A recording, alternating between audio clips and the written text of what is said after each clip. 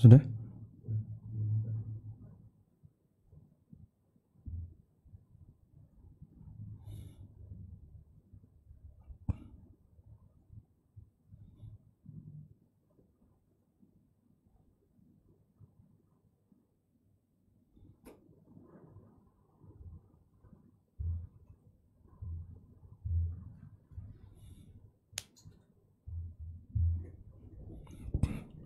Bismillah, alhamdulillah.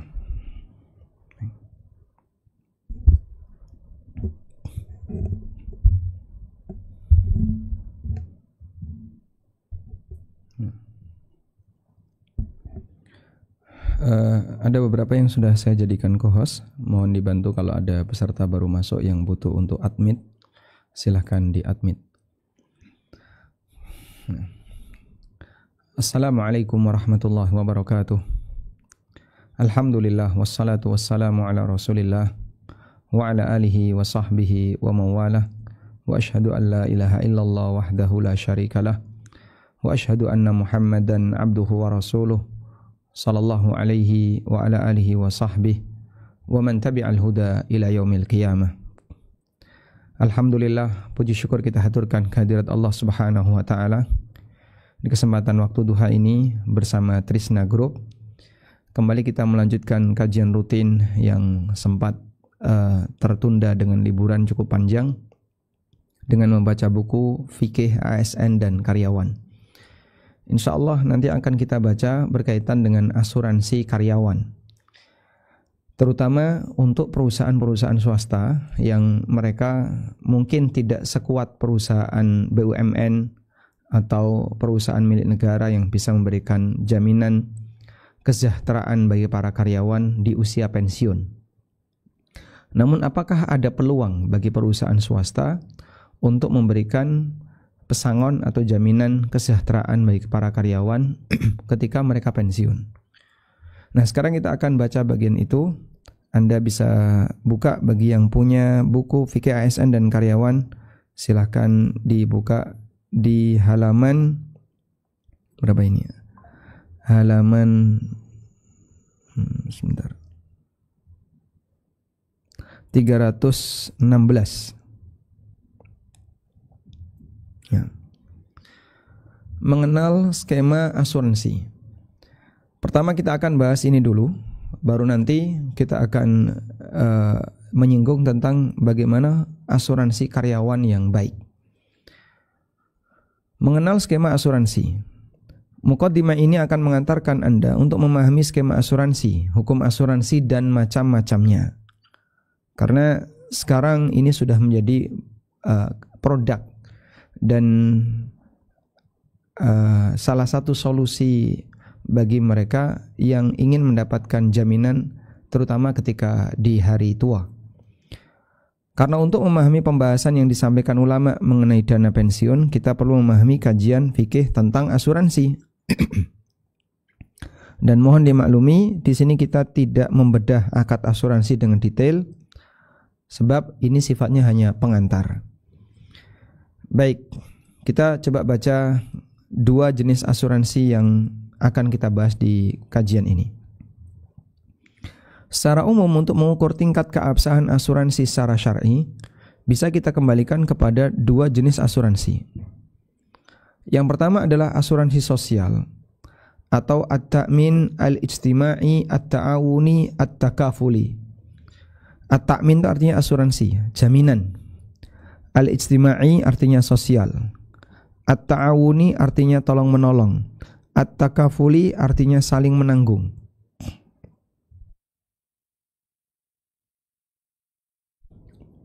Artinya mau disebut sebagai ta'awuni atau takafuli atau ijtima'i, semua itu hanya nama. Semua itu hanya nama. Atau Anda sebut asuransi sosial, semua itu hanya nama. Asuransi sosial adalah bentuk asuransi yang dilakukan dengan prinsip saling membantu, saling ta'awun, saling menanggung, takaful. Sehingga antara satu dengan yang lain mereka saling memberi dan tidak ada tujuan komersil sama sekali. Itulah asuransi ta'awuni. Para ulama membolehkan asuransi semacam ini. Di antaranya adalah keputusan yang diterbitkan oleh Hay'ah Kibar Ulama Kerajaan Saudi Arabia tahun 1397 Hijriah. Berarti kalau dengan sekarang berapa tahun itu? Bisa 1446 dikurangi 1397, kurang lebih 43 tahun. Tentang bolehnya at-ta'min al-islami, asuransi islami. Kemudian keputusan yang diterbitkan oleh Al-Majma' Fikih Islami, lembaga fikih internasional di bawah Rabita Alam Islamiyah, tahun 1398 Hijriah. Berarti kurang lebih 41 tahun yang lalu. Tentang bolehnya asuransi ta'awuni sebagai ganti dari asuransi komersil atau at-ta'min at-tijari. Kemudian juga keputusan yang diterbitkan oleh Al-Majma' Al-Fiqh Al-Islami di bawah OKI tahun 1406 Hijriah, berarti 40 tahun yang lalu, tentang perbedaan asuransi sosial dan asuransi komersil dan anjuran bagi negara-negara muslim untuk menerapkan asuransi sosial. Intinya, untuk asuransi sosial ada banyak sekali lembaga fikih internasional yang membolehkan, mulai dari Hay'ah Kibar Ulama seperti MUI di Indonesia, Hay'ah Kibar Ulama Majelis Ulamanya Saudi. Kemudian beberapa lembaga fikih internasional seperti Majma' Fikih Islami, baik di bawah OKI maupun di bawah Rabita Alam Islamiyah. Karena ada dua Majma' Fikih Islami yang terkenal, yang dia tidak terikat dengan negara manapun. Ada yang di bawah Rabita Alam Islami dan ada yang di bawah organisasi kerjasama Islam. Kemudian para ulama berdalil kenapa asuransi semacam ini diperbolehkan. Kita lihat hadis berikut ini. Dari Abu Musa Al-Asy'ari radhiyallahu anhu, Nabi SAW pernah memuji praktek tolong-menolong yang dilakukan oleh kabilah Al-Asy'ari. Nabi SAW bersabda, "Innal Asy'ariyyin idza armalu fil ghazwi aw qalla ta'amu iyalihim bil Madinah jama'u ma kana 'indahum fi thawbin wahid thumma qatasamuhu bainahum fi ina'in wahidin bisawiyah fahum minni wa ana minhum." Kata Rasulullah SAW, sesungguhnya orang-orang Asy'ari, kabilah Asy'ari, ketika mereka kehabisan bekal pada waktu perang atau kehabisan makanan atau makanan mereka kurang untuk keluarganya ketika di Madinah, maka mereka kumpulkan sisa-sisa makanan di satu kain, lalu mereka bagi rata di wadah-wadah mereka. Kemudian dipuji oleh Nabi SAW, "Fahum minni wa ana minhum." Mereka bagian dariku dan aku bagian dari mereka. Artinya beliau setuju dengan sikap seperti ini. Hadis riwayat Bukhari Muslim. Bagaimana kejadiannya? Ketika para anggota kabilah Asy'ari itu berasal dari Yaman, sehingga mereka di Madinah itu sebagai pendatang. Saat kabilah Asy'ari ini mengumpulkan sisa bahan makanan, tentu jumlahnya tidak seragam. Ada yang menyerahkan lebih banyak dan ada yang lebih sedikit. Jumlahnya tidak seragam. Namun saat dibagi, mereka mendapatkan jatah yang sama rata, sehingga bisa dipastikan ada yang setor banyak lalu dapat sedikit, dan sebaliknya, ada yang setor sedikit dapat banyak. Jadi bagaimana praktek hadis Abu Musa Al-Asy'ari tentang apa tadi? Tentang, saya tulis saja, tentang asuransi. Dalam hadis ini sebenarnya ada pelajaran apa? Di sana ada pelajaran tentang takaful dan ta'awun, saling menanggung. Ada pelajaran saling menanggung dan tolong menolong, saling menolong. Baik, ada banyak sekali misalnya anggota suku Asy'ari A, B, C, D, E yang mereka masuk Islam, kemudian mereka datang ke Madinah dalam rangka untuk belajar Islam. Misalnya di sini ada A, B, C, D, E, F, G, H, I, J dan seterusnya. Ada banyak orang. Sudah? Nah, saat mereka kehabisan bekal ketika di perjalanan, atau mereka kehabisan makanan ketika di Madinah, karena mereka ini penduduk pendatang, maka mereka kumpulkan sisa-sisa makanan tadi. Mereka kumpulin jadi satu. Di satu nampan dikumpulin. Ada yang store setengah roti, ada yang store 1/3, 1/4, ada yang store 1/8, ada yang store cuma secuil, ada yang store 1 roti utuh, ada yang store sesuai yang mereka miliki. Jadi saat store, mereka nilainya berbeda-beda.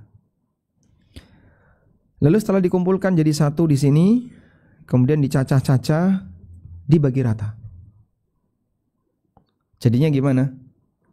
Dalam praktek takaful itu, yang artinya saling menanggung, ada yang store sedikit dapat banyak, dan sebaliknya ada yang store banyak dapat sedikit.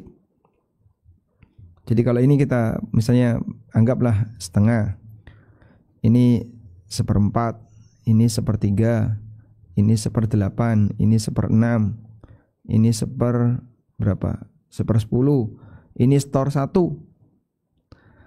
Saat balik bisa jadi kurang dari nilai yang dia dapatkan. Sehingga misalnya F store setengah, jadinya dapat 1/4. E store 1/4 dapat 1/4 sama. D store 1/3 dapat 1/4. C store 1/8 dapat 1/4, 2 kali lipatnya. Jadinya saat dikembalikan, beda-beda. Maka dalam praktek takaful, orang boleh mendapatkan lebih dari setoran orang lain, sebagaimana orang bisa mendapatkan kurang. Sudah? Jadinya di sini store, ada orang yang store banyak dapat sedikit, dan ada yang store sedikit dapat banyak. Nah, nilai ini tidak jelas. Nilainya tidak jelas. Nanti saya dapat berapa? Ya enggak tahu. Berarti ketika nilainya tidak jelas, ada apa di sini? Ada gharar. Ada gharar. Tapi gharar ini diizinkan oleh Nabi sallallahu alaihi wasallam. Nah, gharar di sini diizinkan. Kenapa gharar ini diizinkan? Karena tujuannya untuk sosial. Nah, ini kepanjangannya. Jadi gharar ini diizinkan karena tujuannya untuk sosial. Sehingga keberadaan gharar ini tidak dipermasalahkan oleh Rasulullah SAW. Sebab tujuan praktek itu untuk sosial. Maksudnya gimana, Pak? Mereka semuanya tujuannya untuk bantu. Sehingga ayo kita bantu bareng-bareng semampunya. Kamu punya sisa berapa? Sisa berapa? Kumpulin bareng. Silakan bantu semampunya, terus nanti kita bagi rata. Karena tujuannya sosial, murni bantu, tujuannya untuk bukan untuk komersil, hukumnya boleh. Nah, dari sinilah kemudian ada ungkapan gharar untuk sosial, hukumnya boleh. Dan ini yang menjadi asas asuransi sosial. Gharar untuk sosial hukumnya boleh. Bagian inilah yang jadi asas asuransi sosial. Baik, insya Allah bisa dipahami ya. Kita tangkap ini dulu, asas asuransi sosial. Jadi gimana? Orang nyumbang tujuannya bukan dalam rangka untuk nyari untung, tapi dia nyumbang tujuannya dalam rangka untuk membantu dan menolong, sehingga nanti bisa saling takaful, saling menanggung beban orang lain. Baik. Oleh karena itu, prinsip dari asuransi sosial adalah bukan dalam rangka ambil untung. Sehingga yang menjadi prinsip asuransi sosial adalah bukan untuk komersil. Baik dari pihak peserta maupun dari pihak penyelenggara.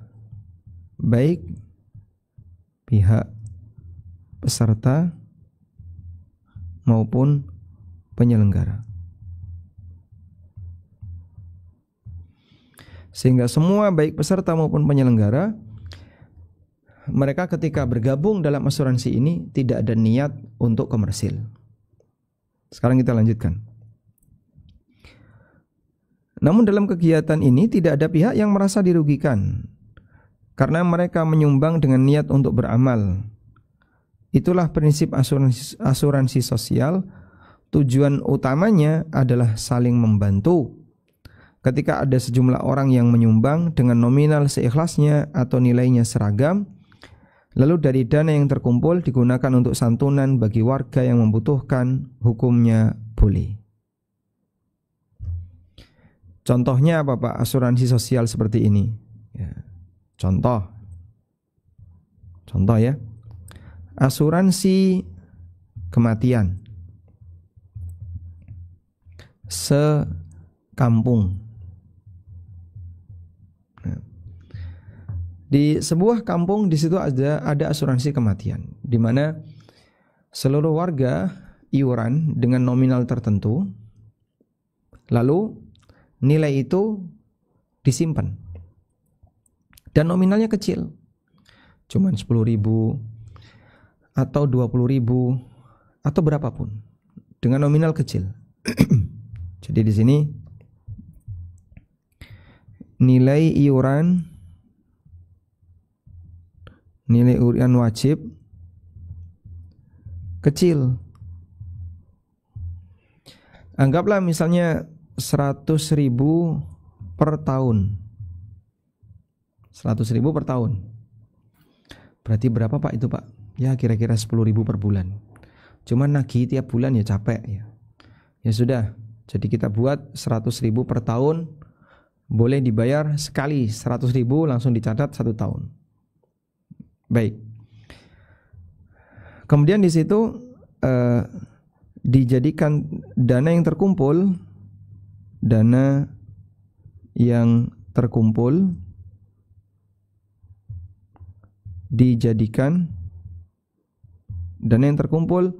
dijadikan dana sosial.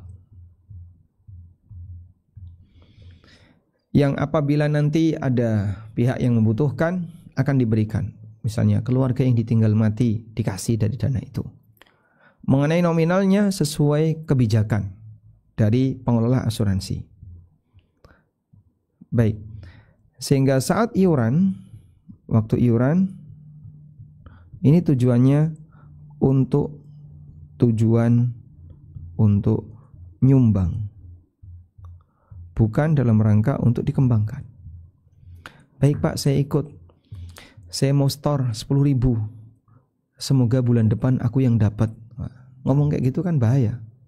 Loh, berarti Anda berharap ada yang mati di antara keluarga Anda. Jadinya dia ikut bukan dalam rangka mengharapkan itu, tapi dia ikut tujuannya adalah dalam rangka untuk bisa nyumbang. Ada yang nyumbang, nanti barangkali ada orang yang butuh, bisa diambilkan dari dana itu. Seperti ini prinsip asuransi sosial. Nah, skemanya kayak gimana sih Pak? Kurang lebih kayak gini. Ini contoh asuransi sukarela, dan dana itu bisa dikembangkan dengan cara diinvestasikan pada unit investasi yang halal.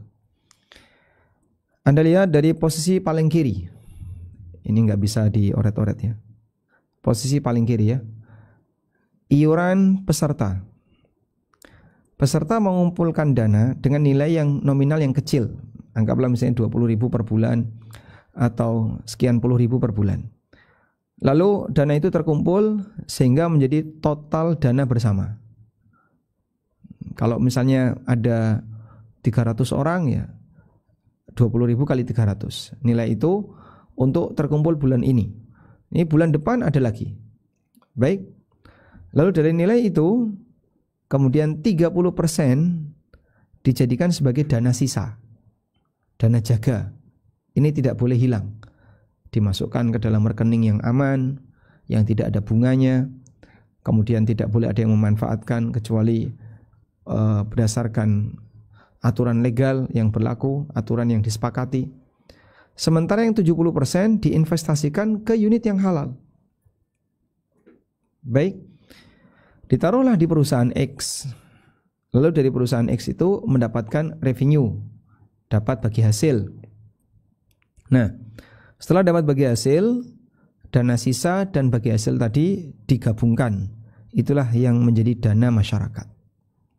Nah, dana masyarakat ini yang dipakai untuk menyantuni anak yatim atau menyantuni fakir miskin atau siapapun di antara anggota asuransi yang membutuhkan.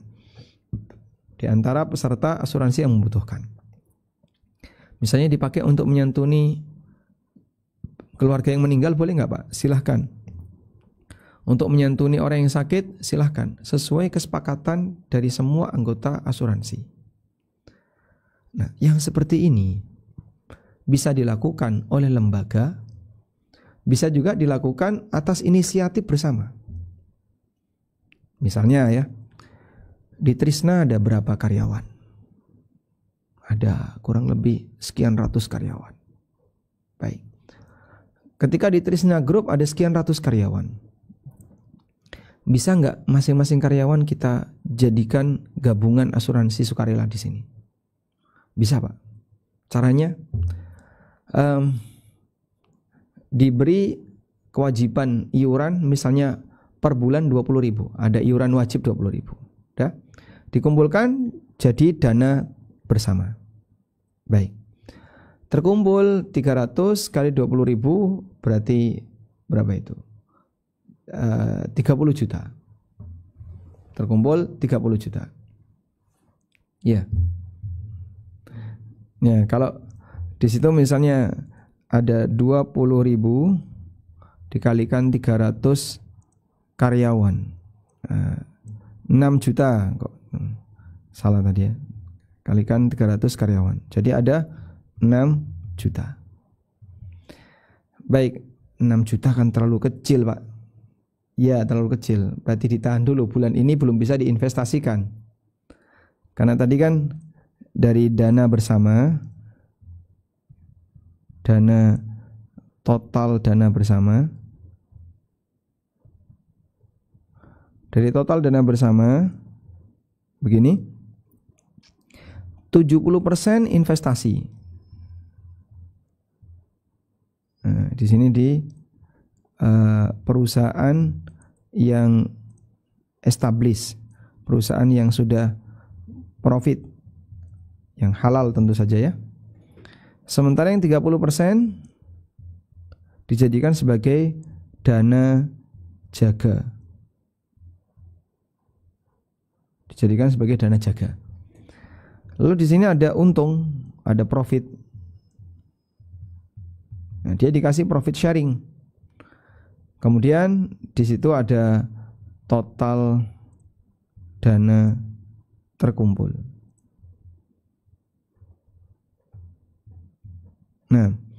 Nah, dari profit tadi ditambah dengan dana jaga, itulah total dana sosial.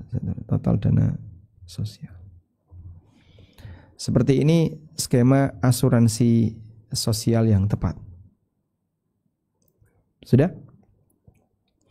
Nah, nanti kalau cuman 6 juta terlalu kecil Pak, dibawa ke perusahaan ini, ya sudah, berarti ditahan dulu sampai 1 tahun kali 12. 6 juta kali 12 berapa? Nah, berapa? 72 ya. 72 juta. Juga masih terlalu kecil Pak. 72 juta. Ketika 72 juta terlalu kecil, ya berarti ditahan dulu sampai 3 tahun, 4 tahun. 72 kali 3. 216 juta. Nah, ketika di angka 216 juta, diinvestlah ke perusahaan tempat dia kerja. Sehingga di sini Anda tinggal tambahkan aja karyawan Trisna. Wah. Dia ikut iuran dana sosial sebesar 20 juta, 20.000 per bulan. 20.000 per bulan. Berarti kan terkumpul tadi ya 6 juta per bulan. Kalikan 3 tahun. Ini dalam waktu 3 tahun terkumpul 216 juta. Betul? Terkumpul sekian. Nah terus Pak, kalau sudah terkumpul sekian, nah ini yang diinvest sebagian. Investasi di mana Pak? Cari perusahaan yang sudah berjalan bagus, prudent, aman, dan menguntungkan. Sudah? Bisa juga di perusahaan mereka sendiri, perusahaan tempat kerja. Berarti boleh nggak Pak? Misalnya kita taruh di Trisna Group, bisa saja atas persetujuan pemilik bahwa dana dari para jamaah ini, dari para karyawan dikumpulkan, dipakai beli saham di perusahaan tempat mereka kerja.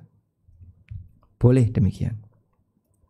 Hingga 216 digunakan untuk beli saham di perusahaan tempat kerja. Boleh seperti ini. Wallahu a'lam. Ini skema asuransi sosial yang pertama.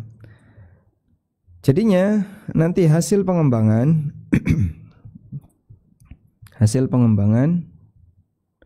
bisa dimanfaatkan sebagai dana pensiunan karyawan. Sehingga dari karyawan dikelola oleh karyawan dan nanti manfaatnya untuk karyawan. Kita lanjutkan. Yang kedua adalah asuransi komersil, at-ta'min at-tijari. Bisa nggak asuransi komersil ini kita buat syariah? Coba kita lihat ini. Asuransi jenis ini tujuannya murni pertimbangan untung rugi, baik nasabah maupun penyelenggara. Para ulama menegaskan asuransi semacam ini hukumnya haram, karena skema akadnya dibangun di atas prinsip gharar. Dan Anda tahu sendiri gharar asuransi tadi, dia bayar sedikit bisa jadi dapat banyak, dia bayar banyak bisa jadi dapat lebih sedikit, nggak jelas. Maka kalau ini tujuannya untuk komersil, tidak boleh. Misalnya sejumlah nasabah menyetorkan premi senilai 500.000 di perusahaan asuransi dengan jaminan all risk, risiko apapun di cover. Dan ada kesepakatan jika terjadi risiko apapun, dia akan mendapatkan sejumlah uang dari perusahaan itu sesuai tingkat risikonya. Dia akan diberi sejumlah uang sesuai dengan tingkat risikonya. Baik, jika dihentikan di tengah jalan, premi nasabah tidak dikembalikan utuh, namun hanya dibayar 30%. Dan jika nasabah bisa menyelesaikan sampai masa akhir asuransi, total premi akan dikembalikan, plus bonus sesuai kesepakatan. Nah, di sini, baik perusahaan asuransi maupun nasabah, keduanya akan mempertimbangkan tingkat untung rugi yang nanti akan ditanggung oleh masing-masing. Ini adalah perjanjian yang batil, penuh dengan gharar, riba, dan bahkan mendekati praktek perjudian. Coba bayangin ya, bayar 500.000 bisa mendapatkan nilai yang besar dari 500.000 tadi. Per bulan 500.000. Iya. Kalau kecelakaan, kalau mati dapat 500 juta. Masya Allah. Lah terus sampai kapan itu? Nah, matimu kapan? Gak ada yang tahu. Sementara dia bayar terus 500.000. Ada yang misalnya baru bayar 4-5 kali mati kecelakaan. Maka yang bersangkutan dapat 500 juta. Nah, semua ini menjadi gharar karena tidak ada yang bisa memastikan tingkat risiko hidupnya. Sehingga saat nasabah bayar premi, dia seperti memasang taruhan. Lalu jika mengalami kecelakaan, dia akan mendapatkan sejumlah uang. Dia merasa untung dari permainan asuransi ini. Itulah bentuk judi dan ghararnya. Makanya dilarang oleh Nabi SAW. Naha Rasulullah SAW an bai'il gharar. Rasulullah SAW melarang transaksi gharar. Dan ketika nasabah berhasil mengikutinya sampai masa akhir asuransi, uangnya kembali plus bonus. Dan bonus ini adalah riba. Berdasarkan kaidah kullu qardin jarra manfaatan fahuwa riba. Semua utang yang menghasilkan manfaat, maka nilai manfaat itu adalah riba. Nah, disinilah ada beberapa keputusan Majma' Fikih Islami haramnya asuransi komersil.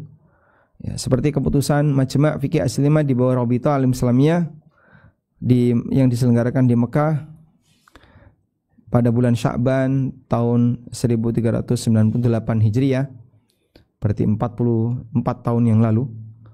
Para anggota Majma' sepakat selain Syekh Mustafa Az-Zarqa, bahwa asuransi komersil apapun bentuknya, baik untuk jiwa maupun barang, hukumnya haram. Sehingga Majma' Fikih Islami semuanya sepakat kecuali satu Syekh Mustafa Az-Zarqa. Beliau tidak sepakat karena itu dianggap sebagai gharar yang ringan, gharar kecil. Berikutnya adalah keputusan Majma' Fikih Islami di bawah OKI pada muktamar yang kedua yang diselenggarakan di Jeddah di Rabiul Tsani tahun 1406 Hijriah, menegaskan bahwa asuransi komersil dengan setoran premi tertentu yang diselenggarakan perusahaan asuransi adalah akad yang gharar besar yang merusak akad. Jadi sudah ada banyak lembaga fikih internasional yang melarang praktek asuransi yang sifatnya komersil, ada niat dari peserta maupun perusahaan penyelenggara dalam rangka untuk mendapatkan keuntungan yang besar. Itu tidak boleh. Beda dengan yang sosial tadi ya. Sosial tadi tujuannya adalah untuk apa? Membantu orang lain. Baik. Berikutnya mengenai program pengelolaan dana pensiun. Nah, setelah kita mengenal asuransi sosial dan asuransi komersil, bedanya sudah tahu ya. Berikutnya kita akan membahas tentang program pengelolaan dana pensiun.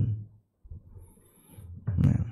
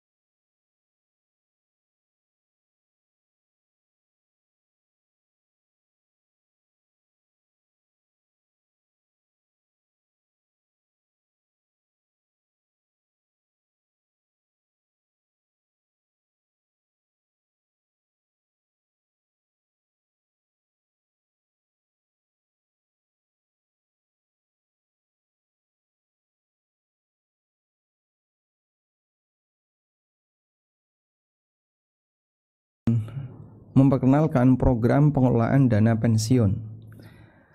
Jadi pembahasan kita tidak hanya terbatas pada aparatur negara, kemudian karyawan BUMN, namun justru lebih banyak menyinggung perusahaan-perusahaan swasta. Bagaimana skema yang tepat apabila mereka ingin mengembangkan dana pensiun. Coba kita lihat di sini. Program pengelolaan dana pensiun di Indonesia bentuknya beragam, dan semua sistem pengelolaan di atas melibatkan potongan gaji dari karyawan atau pegawai. Secara umum bisa kita bagi menjadi 4 kelompok.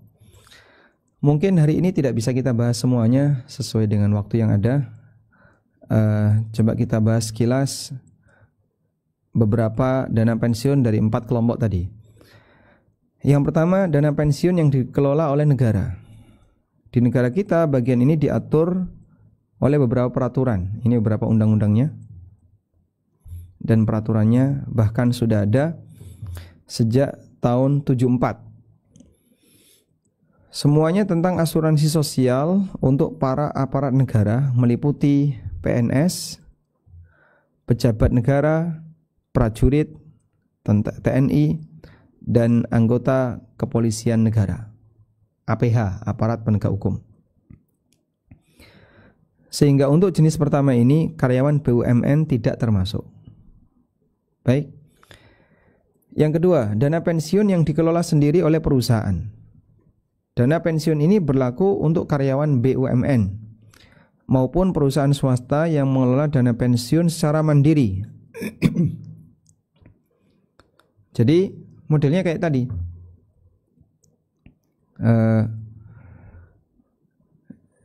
Dia dilibatkan 70% ini dilibatkan ke PT perusahaan tempat kerja. Perusahaan tempat kerja. Jadinya apa yang sudah terkumpul dikelola sendiri. Contohnya seperti BUMN, sebagian BUMN seperti itu. Yang ketiga, pengelolaan dana pensiun melibatkan pihak ketiga. Pihak ketiga yang menerima layanan pengelolaan dana pensiun bisa bentuknya badan usaha milik negara, persero, seperti kalau dulu ada Taspen dan seterusnya, atau lembaga keuangan dan perbankan, atau perusahaan asuransi swasta. Ada banyak perusahaan asuransi swasta yang Anda kenal. Yang keempat, pengelolaan dana pensiun di luar tanggung jawab perusahaan. Jadi karyawan sendiri yang berinisiatif untuk mengelola dana pensiun itu. Baik, semoga bisa dipahami ya. Kita ulang bahwa dana pensiun di negara kita secara umum ada 4 kelompok. Pertama, yang ditangani oleh negara, dan ini berlaku untuk aparat negara, baik ASN, kemudian prajurit TNI, maupun aparat penegak hukum, termasuk juga para pejabat negara. Yang kedua, dana pensiun yang dikelola secara swadaya oleh perusahaan tempat kerja, seperti BUMN atau perusahaan swasta. Yang ketiga, dana pensiun yang dimasukkan ke pihak ketiga. Pihak ketiga adalah perusahaan pengelolaan dana asuransi. Misalnya dimasukkan ke asuransi A, asuransi B, dan seterusnya. Yang keempat, dana pensiun yang dikelola sendiri oleh karyawan. Dia daftar di perusahaan pensiunan A, perusahaan pensiun B, perusahaan asuransi A, asuransi B, dan seterusnya. Selanjutnya, umumnya untuk program asuransi jenis ini bersifat pilihan. Artinya untuk yang keempat ya, karyawan tidak diwajibkan untuk ikut terdaftar. Meskipun ada sebagian perusahaan yang mewajibkan. Jadi kamu bisa bekerja di tempat kami, tapi syaratnya kamu harus daftar di asuransi A atau di asuransi B. Jadi ada rekomendasi asuransi untuk pribadinya. Dia bayar sendiri, kemudian nanti preminya dia dapatkan sendiri. Dia bayarkan sendiri dan dia dapat sendiri klaimnya. Kesimpulannya, dengan mohon bimbingan kepada Allah Ta'ala dan harapan taufik darinya, kami menyampaikan beberapa kesimpulan mengenai dana pensiun. Yang pertama, tidak boleh mengambil dana pensiun dari perusahaan yang bergerak di bidang yang haram, seperti perusahaan rokok, khamr, perusahaan jasa haram, dan yang lainnya, termasuk perusahaan lembaga keuangan riba, lembaga gharar ya asuransi, baik swasta maupun milik pemerintah, seperti bank BUMN. Dr. Muhammad Ad-Dawsari mengatakan, la yajuzu akhdhur ratib at-taqa'udi, tidak boleh mengambil dana pensiun idza kana natijan an amalin asluhu muharram, apabila itu adalah hasil dari pekerjaan yang asalnya haram, seperti dana pensiun yang didapatkan dari kerja di perusahaan khamr atau tobacco, perusahaan perusahaan apa? Bahannya rokok itu, perusahaan rokok ya. Fi syarikatil khumur awit tobag, perusahaan rokok. Wa min dzalika, dan termasuk di antaranya adalah bekerja di bank allati la tata'amalu illa bil umuril muharramah syar'an, di mana bank itu tidak memiliki unit usaha atau kegiatan ekonomi kecuali kegiatan ekonomi yang haram secara syar'i. Wabittali, sehingga al-ujrah, gaji untuk kerja ini hukumnya haram karena ini merupakan gaji untuk sebuah kemanfaatan yang statusnya haram, untuk sebuah kerja yang statusnya haram. Baik, insyaallah kita paham ya. Yang kedua, apabila gaji pensiun murni pemberian dari perusahaan atau murni dari kas negara tanpa memotong gaji karyawan, hukumnya boleh untuk diambil. Karena ini murni minhah. Minhah artinya pemberian, hibah dari perusahaan kepada orang yang pernah mengabdi kepadanya, kepada karyawan. Sebagaimana kebijakan para pemimpin muslim masa silam yang menjadi salah satu landasan tentang keberadaan dana pensiun bagi masyarakat. Dan semua gaji pensiun itu diambilkan dari kas negara ya, seperti ASN, kemudian aparat negara, anggota TNI, dan seterusnya. Bahkan Dr. Muhammad Ad-Dawsari menegaskan bahwa ulama sepakat dalam masalah ini.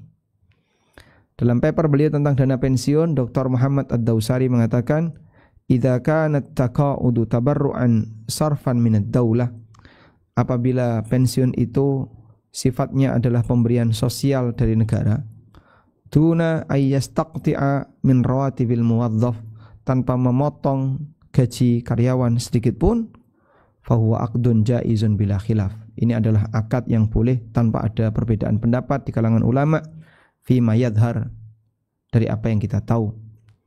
Li'annahu minhatun wa atiyatun min wali amril muslimin, karena itu adalah murni pemberian dari pemerintah kaum muslimin. Li ahadin minan nas, untuk beberapa orang, wa hadza amrun jaizun wala mani'a minhu syar'an, dan ini hukumnya boleh tanpa ada larangan. Baik, insyaallah kita paham. Contohnya seperti ASN. Kemudian karyawan-karyawan atau aparatur negara, aparat penegak hukum, dan seterusnya. Yang ketiga, apabila dana pensiun itu di luar tanggung jawab perusahaan, berarti akad yang dilakukan adalah asuransi komersil. Coba lihat ini.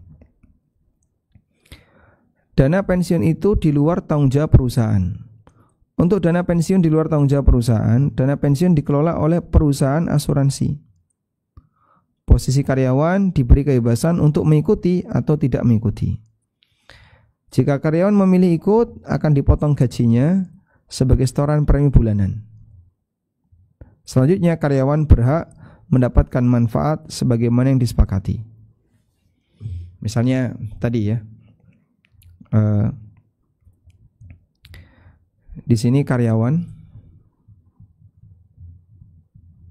kemudian di sini PT tempat kerja. Nah, kemudian di sini ada perusahaan asuransi. Baik. PT kerja tidak mengelola dana pensiun itu, tapi dilimpahkan ke perusahaan asuransi. Dah? Kemudian karyawan yang setuju bayar premi ke sini.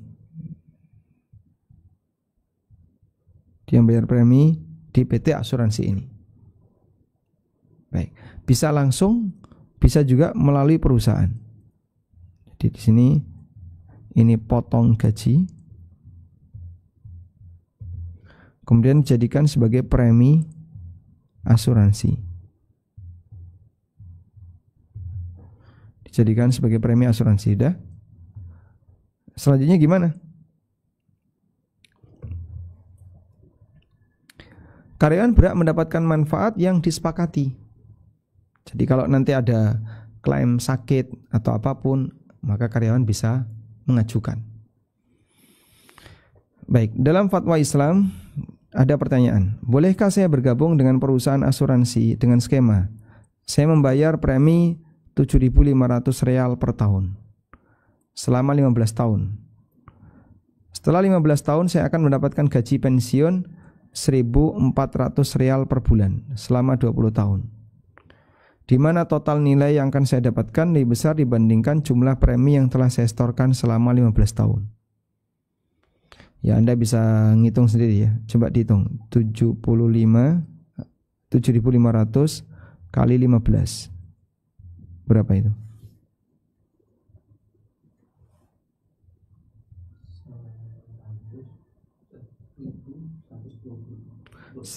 1.100 1.125.000 begini. Hah? Nolnya kurang 1. 11.250.000. Ya. 1.125.500. Gini. Berarti 112.500 begini. Nah. Totalnya sekian ya. Kalau 1.400 kali 12 kali 20, nah, tentu ini di atasnya yang 11 ini. Berapa? 336.000. Ini dalam real ya. Dia bisa mendapatkan 3 kali lipat. Bolehkah seperti itu? Coba kita lihat di sini. Ma dzakartahu, apa yang Anda sebutkan termasuk salah satu di antara bentuk asuransi komersil yang haram. Asuransi ini mengikuti prinsip riba dan gharar. Sisi ribanya, bahwa asuransi ini dilakukan dengan mata uang, dengan uang tunai yang diserahkan, lalu mendapatkan uang yang tertunda dan ada tambahan. Yang tadi ya, kita coba hitung, store-nya totalnya 112, dia dapat 336. Jauh, 3 kali lipat. Nah, terus ya tergabung di dalamnya riba fadl dan riba nasi'ah. Hukumnya dilarang. Dalam fatwa yang lain dinyatakan, masih di fatwa Islam, mengikuti program asuransi melalui perusahaan selain dari pemerintah termasuk bentuk judi. Yang tadi ya, dia ditaruh di lembaga asuransi yang lain. Karena terkadang orang mengikuti program asuransi ini selama beberapa bulan, kemudian dia mengalami kecelakaan atau meninggal, lalu dia dan ahli waris mendapatkan dana yang jauh lebih besar dari apa yang dia setorkan. Dan terkadang dia store premi, sementara manfaat yang dia dapatkan lebih sedikit dibandingkan apa yang diserahkan. Manfaat yang didapatkan lebih sedikit dibandingkan yang disetorkan. Ya. Dan itu banyak kasus. Saya mau tutup asuransi saya. Pak, tinggal 30% yang bisa kita cairkan. Dia selama rentang asuransi 5 tahun gak mengalami kecelakaan atau tidak meninggal, sudah. Akhirnya yang bersangkutan gimana? Ketika dapat dari klaim asuransi, dapatnya lebih sedikit. Dia bayar totalnya sekian puluh juta, cuman dapat ya hanya sekian belas juta. Dan itu banyak. Dan ini masuk kategori judi. Berikutnya, yang keempat, keadaan yang keempat. Apabila dana pensiun dikelola oleh pihak ketiga yang bekerja sama dengan perusahaan tempat kerja, seperti perbankan atau perusahaan asuransi, dan bersifat wajib bagi karyawan untuk mengikutinya dengan sistem potong gaji, maka karyawan hanya berhak mengambil senilai total iuran yang pernah dia bayarkan dan tidak boleh mengambil lebih dari nominal itu. Ini kalau contohnya kayak ini ya. Jadi karena ini wajib. Kalau tadi kan pilihan masih bisa dihindari, ini wajib. Sifatnya wajib. Langsung potong gaji, kemudian dipakai untuk bayar premi asuransi di sebuah perusahaan asuransi. Maka nanti karyawan hanya boleh mengambil senilai akumulasi potong gaji. Senilai akumulasi potong gajinya. Tidak boleh lebih dari itu. Baik. Dalam fatwa Islam terdapat pertanyaan tentang pengelolaan dana pensiun yang melibatkan pihak ketiga. Jawaban dari fatwa Islam, idza kana al-ishtiraku ijbariyan. Kalau bergabung di lembaga asuransi ini sifatnya wajib. Fala itsma 'alaika, maka tidak ada dosa bagi Anda sebagai karyawan. Wala yahillul laka an ta'khudha anta wa warathatuka aktsara mimma ukhidha mink. Dan kamu tidak halal untuk mengambil lebih dari apa yang kau berikan kepada mereka. Demikian pula ahli warismu tidak halal untuk mengambil lebih dari itu. Walaka an tatrukal baqi aw ta'khudhahu wa tawzi'uhu fi wujuhil khair. Kamu kalau dikasih lebih, tinggalkan kelebihannya, atau boleh ngambil kemudian dibagikan kepada kegiatan-kegiatan sosial. Disalurkan untuk kegiatan sosial. Baik. Ini fatwa Islam. Kemudian juga dibahas tentang bagaimana kalau ikut peraturan pensiunan pemerintah. Wa ammal musyarakah fi nizamit taqa'ud. Adapun bergabung dalam kegiatan asuransi ma'al jihadil hukumiyah yang dikelola oleh pemerintah, fa innaha qad la ta'khudul hukmus sabiq. Qad la ta'khudul hukmas sabiq min jihati annal hukumati au baitil mali mas'ulun anil infaq ma'ar ra'iyah idza ihtaju. Nah, kalau yang menyelenggaranya adalah pemerintah, boleh. Ya. Sehingga hukumnya beda dengan yang di atas tadi. Sebab yang menyelenggarakan adalah perusahaan asuransi swasta. Wallahu alam. Baik. Mudah-mudahan bermanfaat. Jadi intinya di sini kita mau tegaskan lagi, karyawan yang potong gaji kemudian oleh pihak perusahaan disalurkan ke perusahaan asuransi swasta yang seperti ini ya. Sebenarnya termasuk juga perusahaan asuransi milik negara. Lalu nanti ada klaim yang akan diberikan kepada karyawan, maka yang seperti ini harus senilai akumulasi potong gajinya, tidak boleh lebih dari itu. Wallahu alam. Baik, mudah-mudahan apa yang kita bahas ini bermanfaat. Wassallallahu ala nabiyyina Muhammadin wa ala alihi wa sahbihi wasallam. Baik. Silakan Pak Roni apabila ada yang mau disampaikan. Baik Ustaz, jazakumullah khairan. Pertanyaan pertama Ustaz. Untuk yang takaful, apakah diperbolehkan beberapa orang menjadi semacam admin yang tugasnya mengumpulkan dan mencatat, yang kemudian mereka ini mengambil beberapa persen dari hasil pengumpulan dana tersebut sebagai gaji atau operasional? Kalaupun boleh, adakah batasan syar'inya? Baik, kalau asuransi tadi dikelola oleh swadaya karyawan ya. Nah, kemudian berarti kan di situ ada kerja yang harus dikeluarkan oleh karyawan ini. Lalu ada admin, boleh nggak? Nah, saya kasih skema di sini. Bapak lihat garis putus-putus ini. Saya kasih tulisan lembaga asuransi. Jadi posisi lembaga asuransi itu dia mengumpulkan iuran peserta. Kemudian setelah terkumpul jadi total dana bersama, lalu diinvestasikan sebagian ke perusahaan, sebagian ditahan. Nah, lembaga asuransi ini boleh nggak minta fee? Jawabannya boleh, karena dia sudah memberikan layanan, sehingga tidak masalah lembaga ini memberikan fee atau menerima fee. Namun fee di sini sesuai kesepakatan.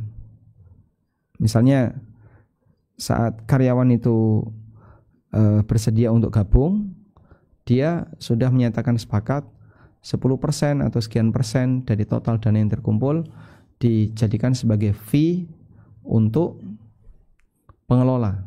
Nah, kalau mereka setuju, silahkan. Karena kan ini sifatnya sukarela. Berarti infak yang saya berikan sebagian ada yang terpotong, tapi diberikan kepada pengelola, dan saya setuju, silahkan. Wallahu a'lam. Baik Ustaz, berarti untuk besarannya tergantung kesepakatan ya? Nilainya tergantung kesepakatan, termasuk adanya itu juga tergantung kesepakatan. Misalnya semua nggak setuju pengelola dapat, ya boleh-boleh saja. Tapi pengelola juga berhak untuk tidak mau mengurusi. Ya kalau saya nggak dikasih, saya nggak mau ngurusi. Boleh seperti itu. Tapi kalau ada pengelola, ya baik, saya kerja bakti aja di sini, saya akan kelola dana itu, insya Allah tidak masalah. Wallahu a'lam. Baik. Kemudian Ustaz, bagaimana jika suatu perusahaan mewajibkan karyawannya untuk mengikuti asuransi sosial yang diselenggarakan perusahaan tersebut dengan memotong gaji dengan nominal tertentu yang telah ditetapkan? Akan tetapi tidak semua karyawan tersebut ikhlas dengan hal tersebut, mengingat gaji yang diterima masing-masing karyawan tidak sama dan kondisi keuangan pribadi karyawan juga berbeda. Bukankah hal tersebut termasuk kezaliman, dan bagaimana cara menjaga kezaliman tersebut?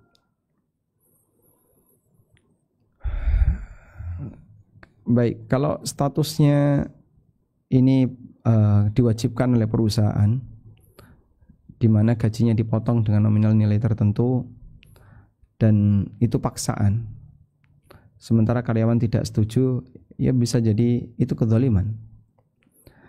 Cuman begini, ukuran dolim itu adalah melihat apakah keputusan ini dibenarkan atau tidak, bukan perasaan dari masing-masing. Sehingga misalnya kamu datang telat, potong gaji, itu nggak dolim, karena itu hukuman. Loh, kok dia dikasih hukuman? Nah, dia melakukan pelanggaran. Pelanggarannya apa? Dia datangnya telat dan memberikan hukuman, itu tidak dolim, kecuali kalau melebihi dari kadar. Sehingga insya Allah tidak masalah apabila di situ ada kewajiban untuk bayar, tapi nilainya tidak terlalu besar. Jadi misalnya cuma 10.000 atau 20.000, kecil ya nilainya. Nilai 20.000 per bulan, masih ada yang merasa didolimi. Ini yang salah yang didolimi atau yang salah yang ngambil? Karena nilainya kecil, dan itu pun untuk kepentingan bersama. Nah, berarti yang didolimi ini terlalu baper, sehingga dia merasa didolimi. Kamu duit sekian aja kok nggak ridho untuk dilepas, padahal itu untuk kepentingan bersama. Ya memang dia lebih berhak, tapi uruf dalam hal ini bisa dijadikan sebagai acuan bahwa nilai itu tidak dolim. Sebagai contoh ya, jimpitan ya. Mungkin Bapak tahu jimpitan ya. Dari ronda itu kan ada orang naruh uang receh di mana? Di depan rumah. Dulu beras, sekarang uang. Nah, saat jimpitan seperti itu atau iuran RT, orang tidak boleh mengatakan, wah saya didolimi, saya nggak mau diminta 20.000 per bulan. Ya, ini karena orang yang terlalu baper, maka keluar 20.000 aja, dia bawa perasaan dan pelit. Nah, yang seperti ini ketika ada keputusan RT ditarik 20.000 per KK, itu tidak masuk kategori zalim. Wallahu a'lam. Baik, semoga bisa difahami. Kemudian Ustadz, bagaimana dengan BPJS yang diwajibkan oleh pemerintah, di mana perusahaan juga sebenarnya tidak ingin ikut asuransi, akan tetapi peraturan pemerintah yang mewajibkan.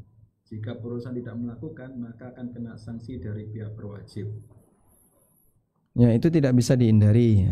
Dan yang saya tahu di situ ada dua jenis asuransi, ada asuransi kesehatan dan ada asuransi tenaga kerja. Dan dua-duanya diwajibkan oleh pemerintah. Nah, karena tidak bisa dihindari, ya, apapun itu harus dilakukan. Selanjutnya, mengenai nilai berapa yang boleh diterima, karena ini kan dilempar ke pihak ketiga, ya.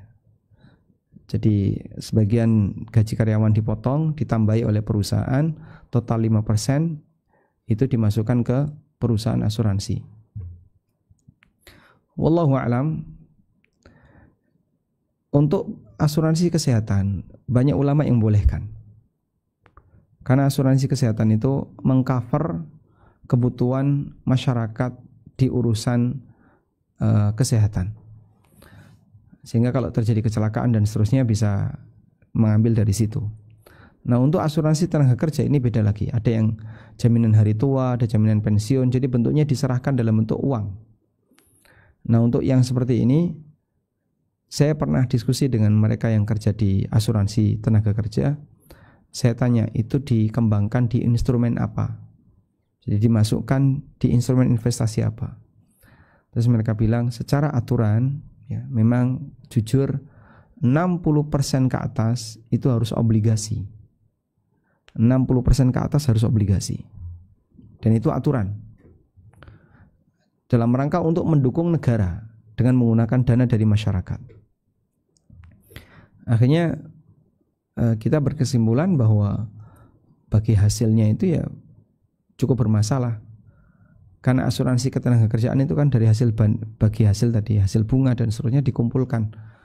Kemudian dipakai untuk JHT, jaminan hari tua, jaminan pensiun dan seterusnya.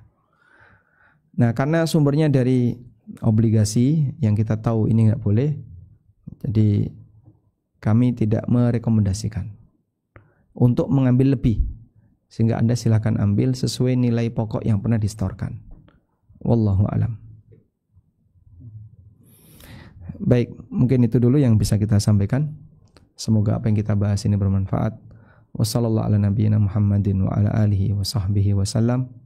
Wa akhiru da'wana anil hamdulillahi rabbil alamin.